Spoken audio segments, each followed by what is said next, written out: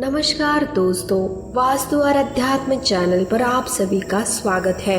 क्या आपने कभी सोचा है कि जब कोई मर जाता है तो उसकी आत्मा कहाँ जाती है?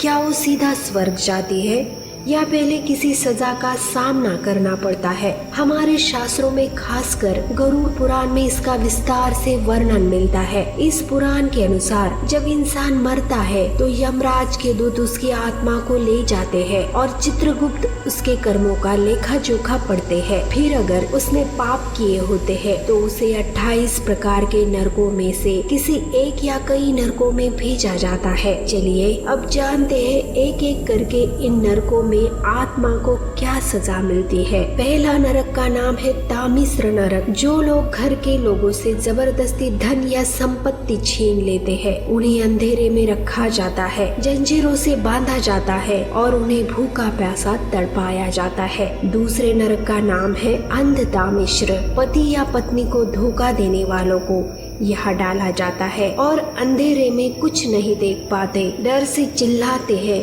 और उन्हें हर वक्त डर लगता है। तीसरा नरक है रौरव। निर्दयी लोग जो दूसरों को तड़पाते हैं उन्हें इस नरक में भेजा जाता है। यहाँ भयानक जानवर आत्मा को नोचते हैं, काटते हैं। चौथा नरक है महारौरव। जो जानबूझकर दूसरों को मारते हैं उन्हें जलती हुई आग में डाला जाता है और जीवित जलाया जाता है। पांचवा नरक है कुंभीपाक। शराब पीने वाले और पवित्र कार्यों में बाधा डालने वाले उन्हें गर्म तेल के कढ़ाई में उबाला जाता है। छठा नरक है कालसूत्र नरक। धर्म का अपमान करने वालों को तपती हुई जमीन पर लेटाया जाता है। चारों ओर आग होती है, आत्मा जलती है पर मरती नहीं है। सातवां है असीपत्र वन। जो वेदों और ग्रंथों का मजाक उड़ाते हैं उन्हें तलवार जैसी पत्तियों वाले पेड़ों में से दौड़ाया जाता है। हर पत्ता शरीर को चीरता जाता है। आठवां नरक है शूलप्रोत नरक। जो दूसरों को दर्द देते हैं उन्हें बर्छियों से गोदकर बार बार मारा जाता है। नौवां नरक है दंडशुक नरक। क्रूर और हिंसक लोगों को यहाँ विषैले सांप और कीड़े काटते रहते हैं। 10वां नरक है अविची। लगातार झूठ बोलने वालों को इस नरक में अंधेरे गड्ढे में गिराया जाता है। वो आत्मा नीचे गिरती रहती है पर थमती नहीं है। 11वां नरक है अंधकूप। ईर्ष्या और द्वेष करने वालों को इस नरक में जहरीले जीवों से घेर दिया जाता है। वे आत्मा को हर वक्त डसते हैं। 12वां नरक है तप्त स्मृति। झूठी गवाही देने वालों को गर्म सुइयों से आँखों में चुभाया जाता है। 13वां नरक है वज्रकंठक शाल्मली नरक। जो लोगों को प्रताड़ित करते हैं उन्हें कांटों वाले वृक्ष पर उल्टा लटकाया जाता है। 14वां नरक है शाल्मली। बिना कारण दूसरों को पीड़ा देने वाले यह आग के पेड़ पर जलते हुए लटकते हैं। 15वां नरक है वैश्यज। जो मासूमों पर अत्याचार करते हैं उन्हें जानवरों की तरह नोचा और खाया जाता है। 16वां नरक है महापाठ गुरु। वेद और माता पिता का अपमान करने वालों को जलते अंगारों पर चलाया जाता है। 17वां नरक है लोह शंकु।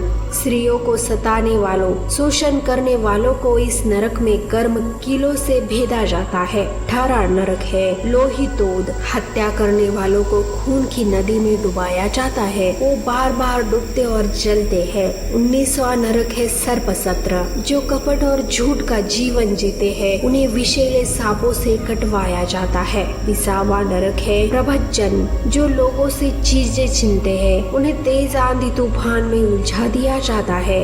21वां नरक है ललभोभज्य। बहुत लालची और भ्रष्ट लोगों को यहाँ गंदगी और मांस के टुकड़े जबरन खिलाए जाते हैं। 22वां नरक है वेत्रणी। एक भयानक नदी है जिसमें कीचड़, खून और मृत शरीर तैरते हैं। पापी आत्मा को इसमें डुबाया जाता है। 23वां नरक है शीत। गालियाँ देने और कटु वचन बोलने वालों को इस नरक में कभी बहुत गर्म तो कभी बहुत ठंडे स्थानों में डाला जाता है। 24वां नरक है उद्भूत नरक।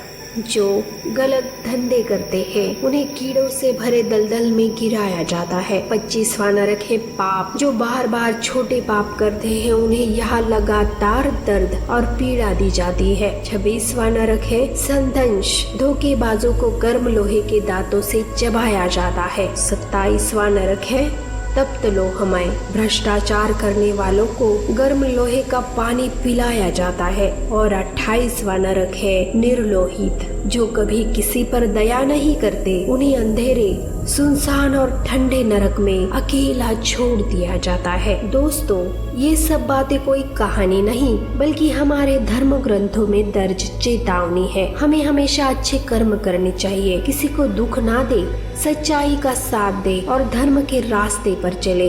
यही हमारे जीवन का उद्देश्य होना चाहिए। याद रखिए, जैसा करोगे वैसा भरोगे।